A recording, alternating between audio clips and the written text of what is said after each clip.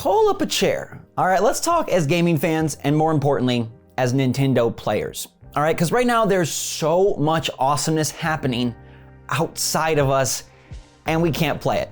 All right, there are games getting some of the best review scores of all time, looking absolutely incredible, being all anyone can talk about, and we can't talk about it because they're not on Switch. Today I want to talk to you about and just get your feelings about, did Nintendo screw up this generation by walling us in and not allowing us to play these more powerful titles? And I also want to talk to you about the secret way that Nintendo is actually ahead of the competition, and I think it's going to surprise you, and it's so impressive. What's going on, everybody? It's Zach from SwitchForce. Hit that like button if you love your Switch, and let me know what you think in the comments down below. I think this is a really interesting discussion, and I just want to hear it from you. Elden Ring came out, and it's incredible, right? It is getting 10s as if that's the only number on this scale. Horizon Forbidden West came out about a week ago. I've been playing so much of it, and it is gorgeous. It is stunning, jaw-dropping, and absolutely a joy to play. And neither of these games can be played on the Switch.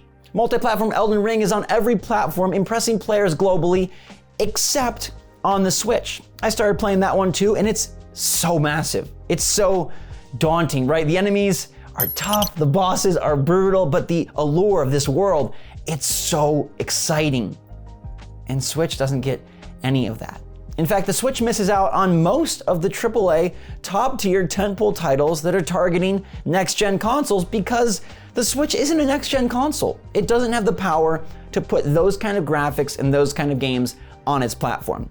It does have the switchability, which would make it even sweeter if we could play a game like Elden Ring on the go. And yeah, Horizon Forbidden West is an exclusive, but there's so many games of this sort that we just don't get to experience. And at some point, Nintendo had to make a choice.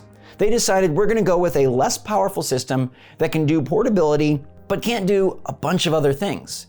And one of those things is be able to play many of the top-rated, most exciting, most talked about games. I mean, they'll try from time to time. Like they almost tried to get Dying Light 2 on the Switch, and then that got delayed. But even still, it was a cloud version, and at this point, based on how rough some of them are, the connection problems, the lag problems, should they even keep trying? Like, cloud is cute, and I appreciate it, but at this point, is it something that we should even entertain because the games just aren't the same? Nintendo just can't do what the other consoles can, and there's a part where I just feel like we're left out. Like, I'm like, man, it would be so great if Nintendo players could be talking about Elden Ring 2. How nifty would it be if Good Morning Mario was talking about how Elden Ring runs on the Switch? Well, maybe that wouldn't be nifty because it wouldn't run well, but if it did, right? We could play Elden Ring in bed. Everybody else is playing it on their big screen. We're playing it in the bathroom, baby. There's something so sweet about that. And seeing all of this excitement and enthusiasm, do you ever feel like, well, we're getting Mario Kart DLC? And don't get me wrong, like, I love Mario Kart 8 Deluxe so much, and I'd probably pick it over these other games even still. But when you look and you see, oh, the graphics were kind of shoddily ported over from mobile and it looks very smooth and flat, and then you see a trailer or a commercial for Horizon Forbidden West, and you're like, oh my gosh, this human basically looks like a real person. And these scenes, they almost look photorealistic, maybe even more realistic because they can render at a better distance than your eyeballs. It's just insane. Horizon Forbidden West has blown me away time and time again with the best created open world. But then Elden Ring shows up and says, hi, we've got an open world full of mystery, intrigue. We're not gonna really tell you too much. We're gonna let you explore, feel it out, figure it out, and fight, and fight, and fight, and fight. Because those bosses, man, they make you battle again and again to perfect your skills and uncover the secrets of this absolutely epic From Software adventure. Now over here on the Switch, we did get a From Software game. We got Dark Souls 1 like a decade late. And that's just kind of the way it works. We do get some of the big franchises, but they come late. And I feel like for how successful the Switch is, far too few developers have tried to make platform-specific games. The one I keep going back to is Monster Hunter Rise, and look how successful that was. The game actually looked pretty darn polished. It looked good. And not just for a Switch game, like, it looked exciting. It looked intense. Like, you wanted to see what was over that next mountain, and you could wirebug your way up. It was built for the Switch, and it was brilliant. More games need to do that. Some of these big franchises, they should put special games on the Switch. You got 100 million players, enough people are gonna buy it. We see companies poo-poo 3, 4, 5 million sales. Well, the Switch has plenty of audience for you to soak up even more numbers. And yet it's the power that holds it back. And it's why those conversations about Switch Pro and Switch 4K get so excitable, so heated, because everybody kind of hopes that maybe one day Nintendo could be included too. And then there's the flip side of this, right? It's that Nintendo actually, because of its situation, creates a bunch of games that nobody else gets. And this conversation is going to be flipped later this year when Breath of the Wild 2 releases. See, everybody else will be being like, man, wish I had that Switch. The feeling we feel right now, like, dang it, I wish my Switch could play Elden Ring and Horizon Forbidden West, they'll be feeling. And maybe more than just Zelda. Maybe they'll feel it about Bayonetta 3. Maybe they'll feel it about Splatoon 3 if those games come to fruition in fantastic ways. Maybe they'll feel it about a Metroid Prime remaster that really rekindles the FPS nature of that fantastic franchise. So we do get ours in a way, and Nintendo has almost created this self-fulfilling prophecy, this monster where their consoles operate a bit differently, right? They'll use a gimmick, they'll use less power, they'll focus on something else. And because of that, they need a bunch of really great games to help sell and power this platform that probably won't get all of the titles that the other competitors get. And then we get all of these great exclusives, and then they don't need the competitors, and see, it kind of just keeps going and going. But I want to point out the secret sauce, something that's so fascinating, and that's that Nintendo, despite power, is able to have a supreme influence on the gaming industry. And I think this is so cool. And you can take this as a badge of honor. If you are a Switch owner, you can't play Elden Ring, you can't play Horizon, but you do got this. Breath of the Wild has inspired games like Elden Ring. Breath of the Wild was so monumental, so well received, so obsessed by gaming fans across the platforms and across the world that games today are now inspired by something built on a far less powerful platform.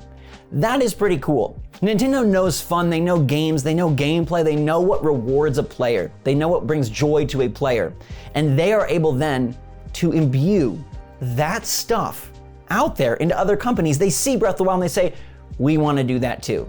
Obviously, for many decades, Mario has inspired plenty of other titles across the different systems. Zelda has done it across the generations, and so many other Nintendo games have likewise been influential despite not having premier power. And so the Switch is a special system. It may not be able to play Elden Ring or Horizon Forbidden West, but yet it will still play some of the best games to ever release.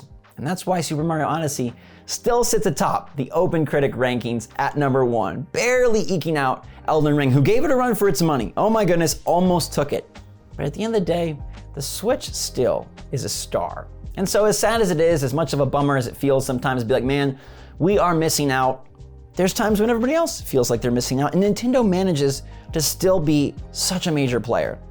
It just makes me wonder, is there a day where Nintendo is able to fuse the two? They take their talent, their fun, their focus on gameplay, and they unite it with an actual chipset that can do the darndest things. What happens when Nintendo can do it all? Will that ever happen? And if it does, how wild will that be?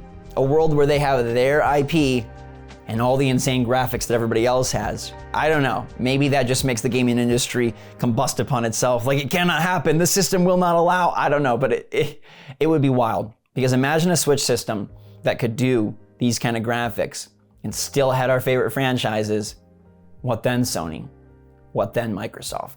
So I personally don't view it as a screw up. I view it as an alternate path, and one that actually has worked out insanely well for Nintendo. Maybe the best it's ever worked out. Can it truly be a screw up when they're seeing such insane sales and so much adoration from their hardcore fan base and from new players alike? But I understand if you feel like it is kind of a screw up. Why couldn't they have done both? Why can't we have it all? Why can't we have the Switch, the Zeldas, and some more power so we could play these multi-platform titles? Does it bug you that you're not able to be a part of the conversation? Or do you just say, you know what, as a Switch owner, I better have another console or a capable PC too? Is that the way it works for you? Please let me know your take in the comments down below. Did Nintendo screw up by not including enough power? Does being left out of the conversation stink for Nintendo fans? Or do you appreciate and applaud the direction they chose and think that their inspirational efforts with games like Zelda Breath of the Wild make up for missing out on multi-platform? Let me know your take. Have a fantastic day, everybody. Thanks so much for watching. Regardless, it's a great time to game, and I'm so glad we get to share it together. Make sure you're staying safe, staying healthy, staying happy, staying positive out there. And until next time, my wonderful friends and family, I love you a lot. SwitchForce, out.